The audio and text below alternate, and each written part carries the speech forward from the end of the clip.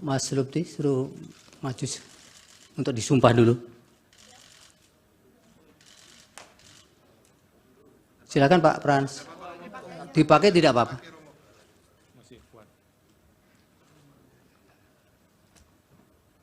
Menghadap sini, Bapak. Sebelum beri keterangan diwajibkan untuk mengucapkan lapas sumpah dulu, dan untuk itu dimohon Yang Mulia Bapak Daniel untuk memandu pengucapan sumpah. Baik, terima kasih Yang Mulia Ketua. Romo bisa konfirmasi nama lengkapnya, Romo? Baik, karena yang populer itu Romo Magnis Suseno, ya.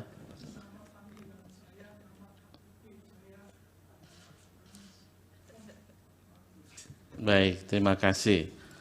Romo ikuti lafal sumpah yang akan saya tuntun ya. Tangan kiri di Alkitab, di Bible, tangan kanannya dengan 3 jari. 3 jari ya. Tangan kirinya di Bible. Tangan. 3 jarinya tidak termasuk jempol, ya. Baik, ikuti lafal janji yang saya tuntun ya, Romo. Saya berjanji sebagai ahli akan memberikan keterangan yang sebenarnya sesuai dengan keahlian saya. Semoga Tuhan menolong saya. Baik, terima kasih. Saya kembalikan pada Yang Mulia Pak Ketua. Terima kasih Yang Mulia. Oke. Silakan kembali ke, mungkin sebaiknya duduk saja ya. Baik.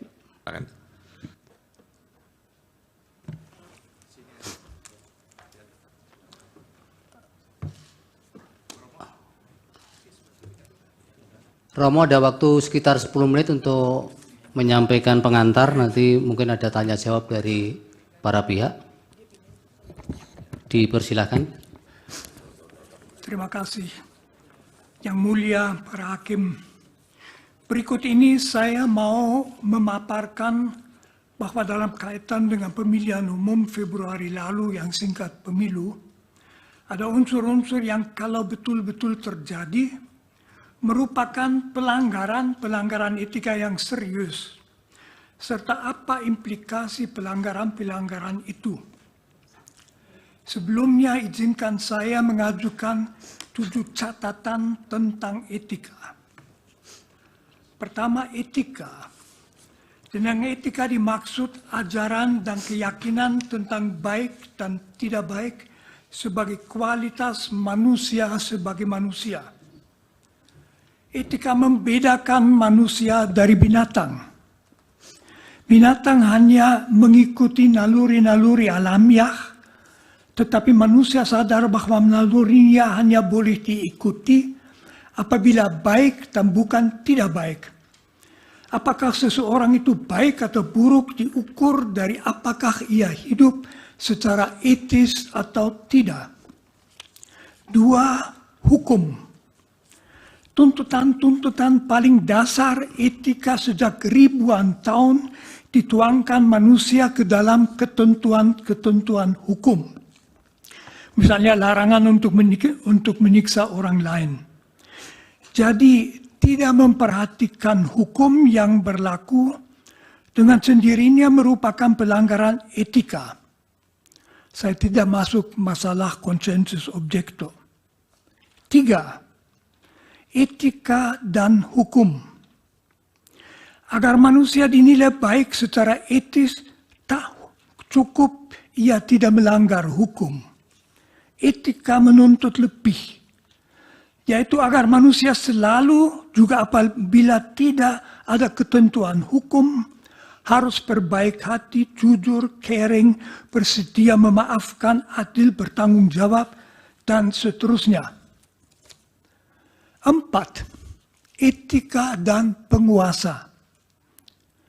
Apalagi itu berlaku bagi seorang penguasa, misalnya seorang presiden. Tak cukup asal ia tidak melanggar hukum. Dari seorang presiden dituntut lebih. Presiden begitu berkuasa, ia bisa memberi perintah, menentukan keselamatan dan kegagalan hidup dan mati seseorang. Agar kita mempercayakan diri ke tangan orang yang begitu berkuasa, agar kita merasa aman dengan dia, seorang presiden harus membuktikan diri sebagai orang yang baik, berwawasan kebangsaan, bijaksana, jujur, adil. Dari seorang penguasa tertinggi harus dituntut standar etika yang tinggi. 5. Etika dan presiden. Presiden adalah penguasa atas seluruh masyarakat. Oleh karena itu ada hal yang khusus yang dituntut daripadanya dari sudut etika. Pertama, ia harus menunjukkan kesadaran bahwa yang menjadi tanggung jawabnya adalah keselamatan seluruh bangsa. Segala kesan bahwa ia misalnya memakai kekuasaannya demi keuntungannya sendiri atau demi keuntungan keluarganya adalah fatal. Maka seorang presiden harus menjadi milik semua, bukan hanya misalnya milik mereka yang memilihnya. Kalaupun ia misalnya berasal dari satu partai, begitu ia menjadi presiden, segenap tindakannya harus demi keselamatan semua. Memakai kekuasaan untuk menguntungkan pihak-pihak tertentu membuat presiden menjadi mirip dengan pimpinan organisasi mafia. Di sini dapat diingatkan bahwa wawasan etis Presiden Indonesia dirumuskan dengan bagus dalam pembukaan Undang-Undang Dasar 1945. 6. Etika dan pemilu. Yang sekurang-kurangnya dituntut dari suatu pemilu secara etis, tentu juga secara hukum, adalah agar seluruh prosesnya, persiapannya, pelaksanaannya, serta pemastian hasilnya menjamin bahwa setiap warga dapat memilih apa yang mau dipilihnya, serta bahwa hasil pemilu memang persis apa yang dipilih oleh para pemilihnya sendiri.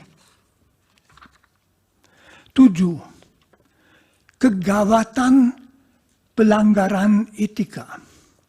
Filosof Immanuel Kant memperlihatkan bahwa masyarakat akan menaati pemerintah dengan senang apabila pemerintah bertindak atas dasar hukum yang berlaku dan hukum yang berlaku adalah adil dan bijaksana.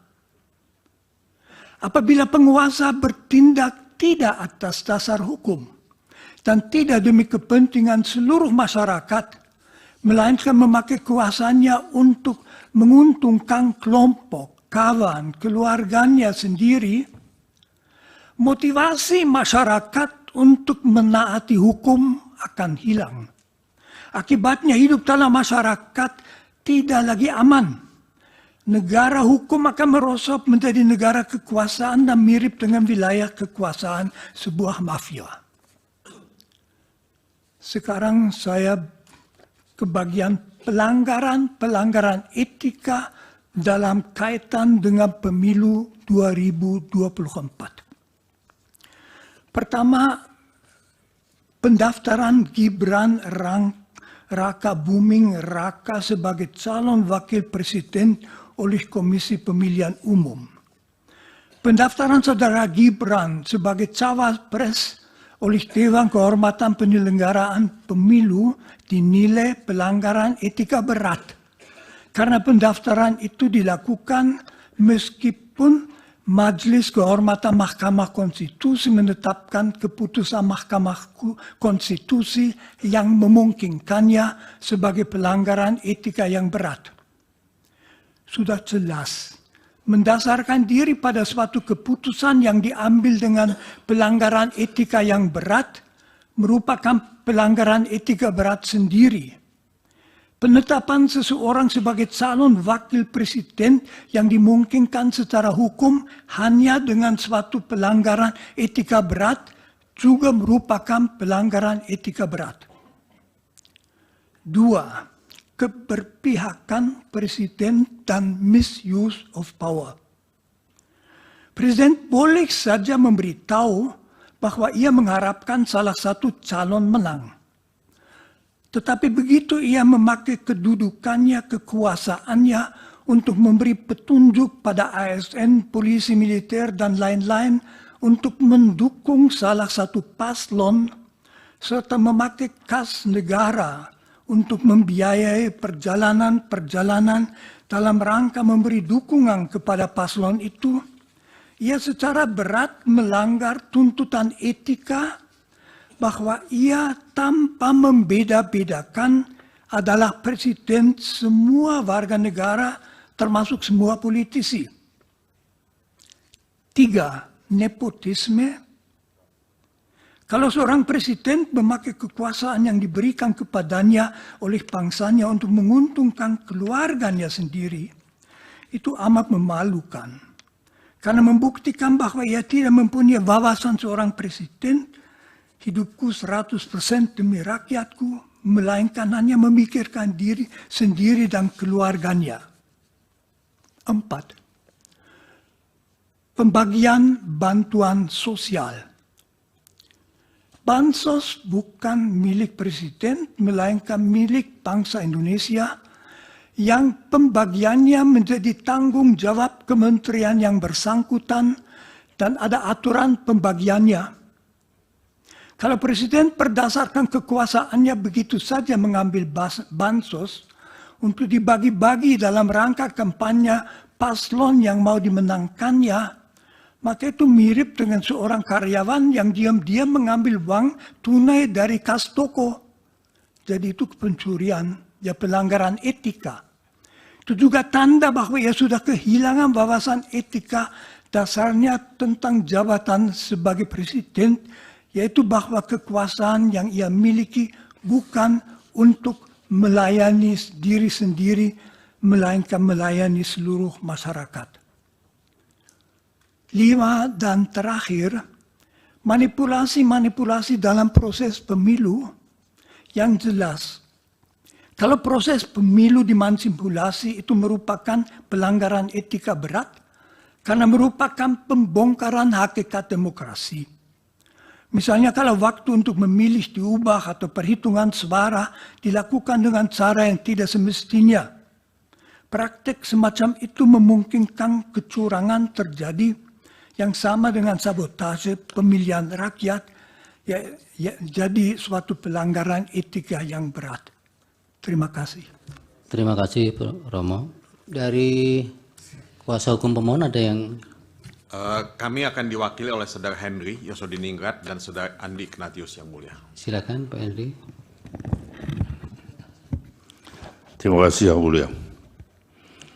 Saudara ahli, pada tanggal 7 November 2023, Majelis Kehormatan Mahkamah Konstitusi membacakan putusan nomor 02/MK/L 11/2023 yang menyatakan bahwa Hakim Konstitusi Anwar Usman melakukan pelanggaran berat terhadap etika karena mengadili dan memutus perkara nomor 90/PUU/21/2023 dengan potensi benturan kepentingan yang kemudian memberikan keuntungan pada kerabatnya, yaitu Gibran Raka Buming Raka.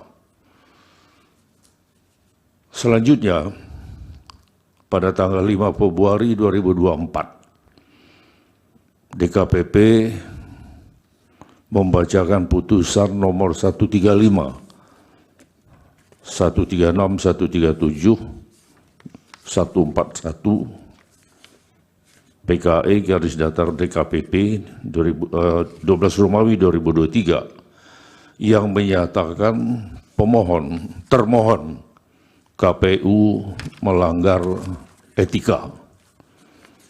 Bahkan ketuanya diberikan sanksi peringatan keras terakhir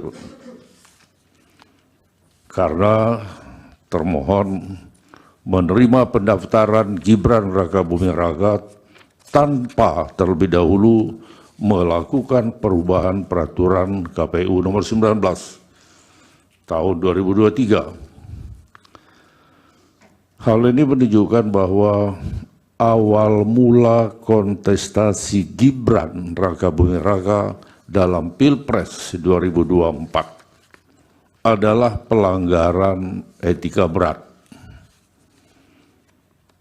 Menurut ahli, apakah dua pelanggaran etika ini hanya berhenti pada pernyataan dan sanksi etika saja? Atau kedua pelanggaran ini harus memiliki dampak lain dalam kehidupan berbangsa dan bernegara, dalam dunia yang nyata? Itu yang pertama. Kalau pelanggaran Romo, nanti dikumpulkan dulu pertanyaan. oh ya, silakan. Baik. Saya lanjutkan pertanyaan. Ya. Baik. Maaf ya. Di dalam pembukaan Undang-Undang Dasar 1945 memuat kumpulan etika. Jika kedua bukti yang saya kemukakan di atas tadi, putusan DKPP dan MK-MK, itu kita diamkan saja, apakah ada dampaknya dalam kehidupan berbangsa dan bernegara? Dan apakah di kemudian hari akan menjadi sebuah presiden bagi orang yang tidak memenuhi syarat untuk berkontestasi? Cukup itu pertanyaannya. Baik, masih ada? Satu lagi yang mulia, Saudara Andi. Silakan. Terima kasih. Terima kasih Romo Ahli telah memberikan penjelasan yang terang benderang tentang pentingnya etika dalam kita melakukan kehidupan berbangsa dan bernegara. Menyambung pertanyaan rekan kami yang tadi. Pertanyaan selanjutnya adalah bagaimana analisa ahli terhadap legitimasi seorang pemimpin yang lahir dari suatu proses yang cacat secara etika. Dan yang kedua,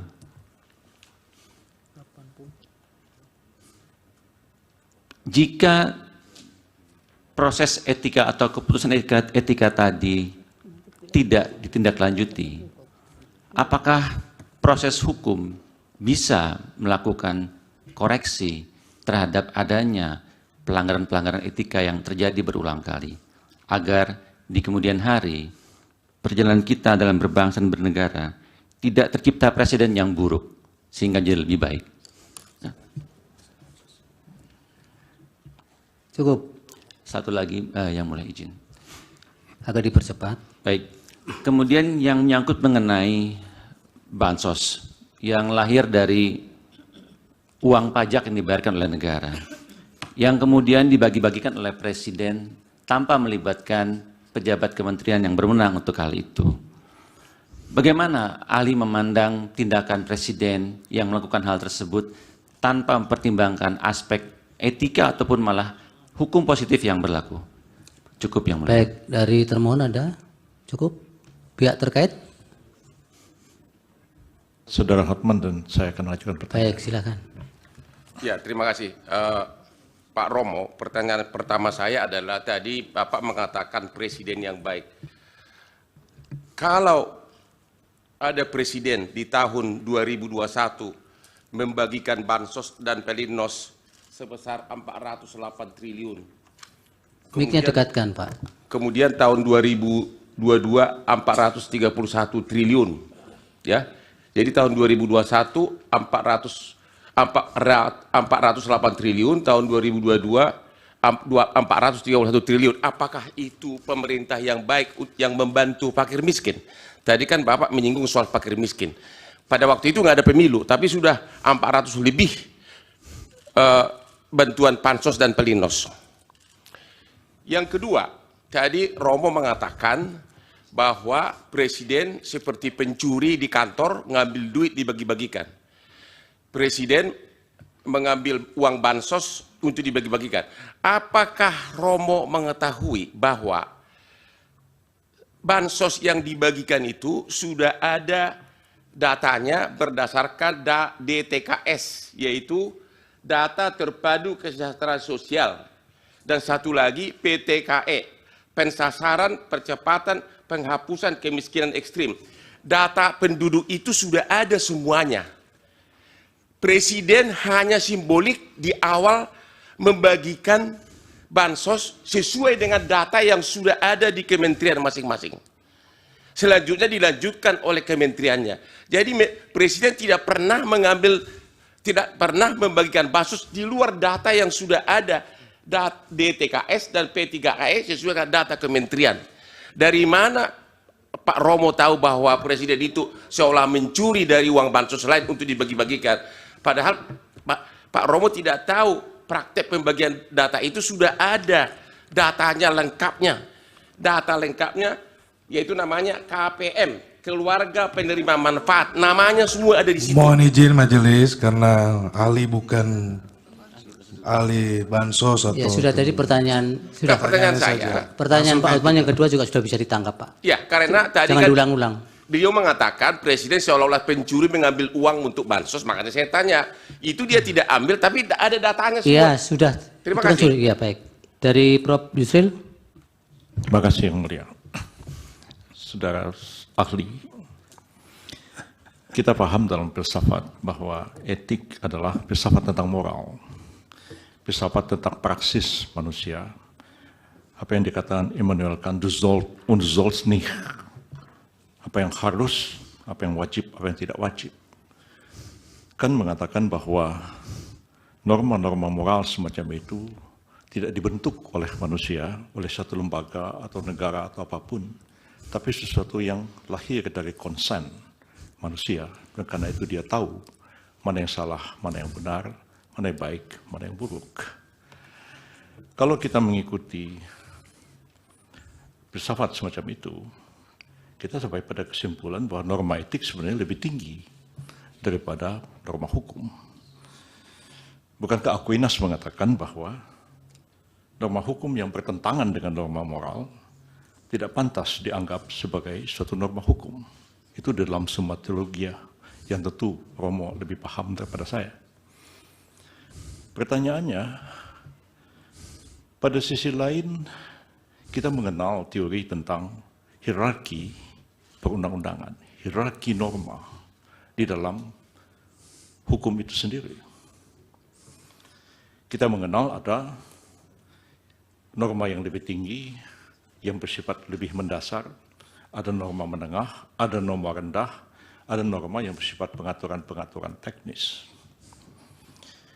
Saya agak khawatir Romo confuse, antara etik dalam filsafat dan etik yang dibicarakan dalam forum ini, yaitu etik yang terkait dengan kode etik yang menjadi kewenangan dari Mahkamah MK, jadi kewenangan DKPP untuk melakukan pemeriksaan dalam satu proses peradilan etik. Etik seperti itu, saudara saksi, agak berbeda dengan etik yang kita pahami dalam filsafat. Dan berbeda konteksnya dalam hierarki norma-norma. Kalau merujuk kepada Kant, merujuk kepada Aquinas, merujuk kepada Ibnu Hazm atau Imam Ghazali, Prof. Yusril terlalu lama. Teks di mengantarnya. atas. Pertanyaan apa? Ya, pertanyaan akan segera. Tapi kode etik yang sekarang ini adalah kode etik yang diperintahkan oleh undang-undang. Dalam undang-undang MK, dalam undang-undang KPK, dalam undang-undang advokat. Dan itulah yang diadili, yang dijadikan dasar mengadili pelanggaran kode etik. Bukan pelanggaran kode etik seperti yang dipahami oleh Immanuel Kant dan Thomas Aquinas. Apakah Romo bisa membedakan antara norma dalam filsafat, norma etik dalam filsafat, dan norma etik dalam pengertian norma etik yang dibentuk atas perintah satu undang-undang yang kedudukannya tidak akan mungkin lebih tinggi daripada undang-undang itu sendiri. Persoalannya adalah, apakah pelanggaran etik dari filsafat membawa implikasi kepada penyelenggaraan negara harus begini seperti yang Romo katakan, ataukah pelanggaran kode etik sebagai code of conduct di dalam norma etik yang dijadikan dasar keputusan DKPP dan MKMK, apakah itu akan menggeser satu keputusan yang didasarkan atas norma undang-undang? Mohon Romo jelaskan persoalan ini. Baik, dari Bawaslu ada pertanyaan? Dari Hakim yang mulia Prof. Arief, silakan Prof. Baik, terima kasih Yang Mulia Ketua.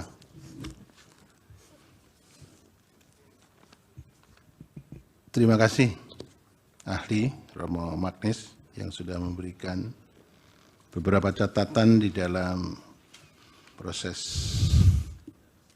penyelesaian PHPU Pilpres di Mahkamah Konstitusi. Sebetulnya banyak yang akan saya sampaikan, tapi kalau terlalu banyak kita berdiskusi kayaknya tidak elok ya. Maka saya singkat-singkat saja begini. Indonesia itu adalah negara yang mempunyai karakter tersendiri, baik dalam berhukum maupun berdemokrasi. Karakter itu melekat pada ideologi yang dipilih oleh bangsa Indonesia. Sehingga hukum dan demokrasi di Indonesia saya sebut berkarakter Pancasila. Itu yang pertama. Kemudian karena itu, maka di Indonesia secara semestinya dan solen itu harus dijunjung tinggi rule of law sekaligus rule of ethic. Saya juga teringat kemudian ada semacam pepatah begini, law without ethic, kemudian ethic without religion. Nah sekarang kaitannya dengan persoalan konkret. Bagaimana berhukum dan berdemokrasi di Indonesia dengan acuan-acuan ideologi dan filsafati yang demikian ini. Terima kasih Romo. Silakan Romo dijawab. Terima kasih. Pertama, mohon perhatian bahwa otak saya berumur 87 tahun. Berarti belum tentu saya ya, semaksimalnya Romo masih bisa ingat semua pertanyaannya. Kalau saya mulai dari belakang, tentu saja bagi Indonesia etika, kesadaran akan nilai sejak permulaan merupakan salah satu unsur yang mempersatukan suatu masyarakat yang amat majemuk. Mulai dari penolakan penjajahan, dari persatuan perasaan kita satu bangsa, dari kesediaan saling menghormati dalam Pancasila. Jadi etika memang amat penting dan tentu juga harus terlaksanakan dalam rangka hukum. Lalu pertanyaan, apakah ada perbedaan antara etika dan etika di dalam rangka hukum? Tentu saja tidak. Tetapi suatu ketentuan etis yang tidak dirumuskan dalam hukum memang tidak bisa ditindak oleh yudikatif, oleh para hakim sistem yudikatif suatu negara itu menjadi unsur untuk menilai unsur bagaimana kualitas seseorang atau juga suatu lembaga dinilai. Dibantu kalau suatu bidang merumuskan kode etik. Karena lalu kode etik itu merumuskan dalam poin-poin yang relevan hal-hal yang perlu diperhatikan. Jadi memang pelaksanaan para hakim dalam sistem yudikatif mesti atas dasar undang-undang. Di situ muncul pertanyaan yang di Jerman muncul keras sesudah runtuhnya Hitler. Apakah hakim boleh mendasarkan diri pada suatu ketentuan hukum yang harusnya diketahui ya. Tidak berarti ada susunan resmi tidak boleh dipakai. Ada hakim yang sesudah Perang Dunia Kedua dihukum karena menjatuhkan vonis atas dasar hukum yang berlaku, misalnya hukuman mati. Jadi masalah hukum kodrat itu sudah over. Sekurang-kurangnya kita mempunyai hak-hak asasi manusia yang sekarang juga ada dalam undang-undang dasar kita. Diharapkan bahwa disadari bahwa etika tidak boleh dilanggar. Bagaimana itu masuk dalam hukum? Ini oleh ahli etika tentu tidak bisa dikatakan. Mengenai bansos, saya tidak mengatakan apapun tentang yang dilakukan Presiden Jokowi. Saya melakukan kalau seorang presiden yang sebetulnya tidak mengurus langsung kementerian, mengambil bansos yang sudah disediakan di situ untuk kepentingan politiknya, maka itu pencurian. Apakah itu terjadi di Indonesia? Bukan urusan saya bukan ahli mengenai hal-hal itu. Saya hanya melihat kasus secara teoritis. Tetapi misalnya kalau dibagikan tanpa memperhatikan bahwa itu untuk para fakir miskin, ya itu saja sudah susah. Lalu mengenai dampak kalau pernyataan pelanggaran etika oleh mahkamah majelis kehormatan diabaikan. Tentu saja itu memberi kesan bahwa asal ada kekuasaan, maka bukan hanya etika tetapi juga hukum tidak perlu diperhatikan. Jadi penguasa bisa mengatakan abaikan saja. Itu dengan sendirinya memperlemah sekali struktur negara seperti negara hukum. Indonesia itu adalah negara hukum dan mengabaikan pernyataan bahwa suatu keputusan merupakan pelanggaran etika yang berat. Saya dari sudut etika hanya bisa mengatakan merupakan sendiri pelanggaran etika yang berat. Dan kalau masyarakat mengalami bahwa etika secara berat bisa dilanggar demi suatu tujuan politik, dengan sendirinya faham mengenai penguasa yang melakukan itu akan turun, akan ditaati karena dia berkuasa, tidak karena keyakinan lagi. Akibatnya, kalau mengikuti Immanuel Kant, Kant justru menunjukkan kalau suatu negara ditata menurut undang-undang yang adil dan bijaksana, tidak perlu usaha etika tinggi. Orang dengan sendirinya akan taat karena paling masuk akal hidup sesuai dengan undang-undang. Kalau sebaliknya negara tidak memperhatikan itu, orang secara etis tidak akan merasa melakukan apa-apa kalau tidak taat pada negara, hanya akan memperhatikan supaya tidak kena. Seperti tidak lalu lintas kalau kita dengan motor lawan arus itu pertimbangan. Etis itu tidak.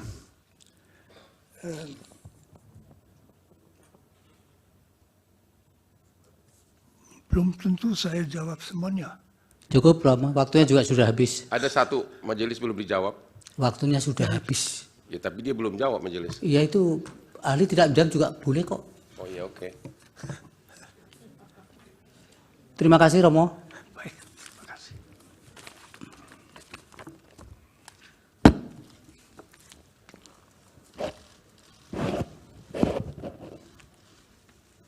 Ahli berikutnya, Pak Mahdir. Terima kasih Yang Mulia. Kami